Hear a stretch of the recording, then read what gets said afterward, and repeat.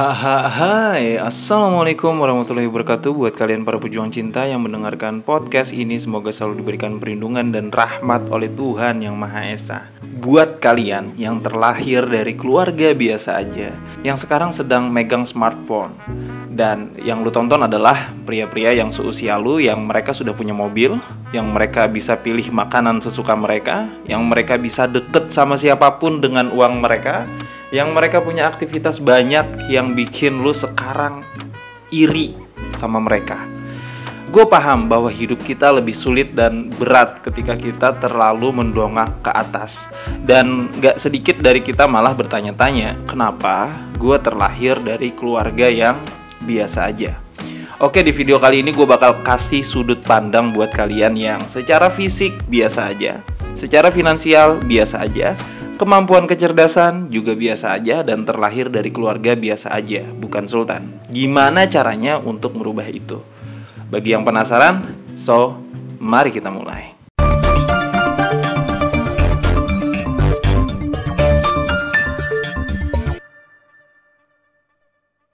Oke, langsung aja, nggak terlalu panjang lebar. Yang pertama adalah harus mau. Sepanjang apapun gue bikin video ini, sebanyak apapun tips yang gue berikan sama lu, kalau lu nya memang gak mau, ya video ini bakal sia-sia. Yang paling penting adalah kemauan. Mau atau enggak, lu pengen berubah. Ini adalah kemauan, bukan hanya sekedar angan-angan. Catat ya, kalau angan-angan mah gue gak perlu nanya kali ya. Semua orang pasti mau punya kehidupan yang serba cukup, bahkan lebih. Tapi masalahnya, lu mau berubah atau enggak? Lu tahu enggak kehidupan mereka yang bikin konten hedon, pamer mobil, segala macem, dulu mereka biasa-biasa aja, atau itu warisan dari orang tua? Lu tahu enggak kehidupan Raffi Ahmad sebelum jadi orang kaya, sebelum jadi sultan? Lu tahu enggak kerja keras dia sampai sekarang dia tidur hanya 3 jam per hari? Kalau angan-angan mah semua orang juga pengen kali kayak Raffi Ahmad, tapi semua orang mau nggak berubah seperti kayak Raffi Ahmad? Itu adalah contoh orang yang biasa-biasa aja tapi mau berubah. Terus yang kedua, peluang yang sama. Udara yang kita hirup dengan udara yang para sultan hirup sebenarnya sama.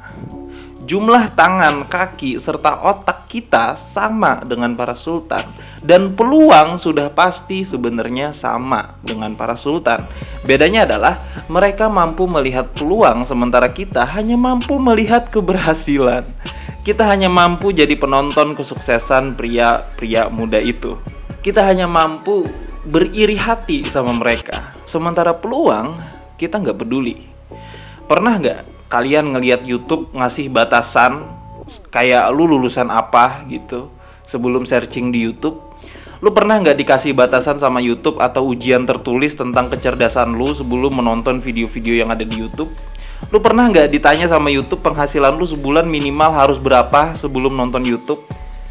Pernah nggak Google nanya ijazah lu ketika lu ngetik dan nyari informasi di Google? Gini bro, poin yang pengen gue sampaikan adalah peluang ada di mana-mana. Faktanya, Indonesia masih menjadi salah satu negara dengan minat baca yang paling rendah. Makanya gue lebih banyak ngasih contohnya YouTube ketimbang Google, karena gue tahu orang Indonesia kebanyakan males baca. Untuk zaman sekarang, kita lebih diuntungkan dengan teknologi dibandingkan perjuangan orang-orang zaman dulu, yang kalau mau baca buku atau koran untuk mencari informasi, mereka harus beli dulu. Sementara kalian yang ngakunya dari keluarga biasa-biasa aja nih, gue yakin handphone kalian udah smartphone kan? Ya kan, rata-rata udah Android lah ya. Gue yakin kalian punya kemampuan untuk beli kuota sebulan. Dan gue yakin untuk menghabiskan kuota berjam-jam untuk baca artikel di Google itu nggak masalah kali ya. Yang lebih mahal itu adalah kuota untuk nonton. Nah, ketika kalian sudah paham bahwa peluangnya sama, balik lagi ke nomor 1. Apakah kalian mau atau enggak untuk merubah hidup kalian? Terus yang ketiga, usaha yang lebih. Yang ketiga ini lebih ke matematis aja ya, atau hitungan matematika yang lu bisa mikir dengan logika standar lah gitu ya. Ceritanya kan lu terlahir dari keluarga biasa aja, dengan fisik yang biasa-biasa aja, finansial yang biasa-biasa aja, kecerdasan yang biasa-biasa aja, pastinya usaha yang dilakukan berbeda dengan orang-orang yang memang punya privilege tersendiri, yang mereka punya akses lebih mudah untuk menuju sukses. Jadi, hitungan matematisnya adalah kalau mereka memperbaiki fisik mereka dengan olahraga setengah jam per hari, kalian wajib 1 jam per hari. Kalau rata-rata mereka bekerja 7 jam dalam sehari, berarti kalian ya wajib lah ya 10 jam per hari gitu ya. Kalau mereka baca 1 buku, berarti kalian wajib 2 buku. Nah, ini masuk akal kan? Maksudnya, karena kita terlahir sebagai orang yang biasa-biasa aja, maka sangat wajar kalau kita punya usaha yang berlebih. Kecuali kecerdasan lu di atas rata-rata, dan itu juga bagi gue termasuk privilege ya. Kalau lu punya kecerdasan di atas rata-rata, lu pasti bisa mempersimpel cara untuk menuju sukses tanpa harus usaha yang lebih keras. Cuman di sini ceritanya kita punya kecerdasan yang biasa-biasa aja. Maka jelas sangat wajar kalau kita harus punya usaha yang lebih. Terus yang keempat, simple aja, berdoa. Nah, ketika kalian sudah selesai dengan 3 ikhtiar tadi, sekarang saatnya kita serahkan kepada zat yang menciptakan kita. Saran gua yang paling penting adalah jangan meremehkan kekuatan doa.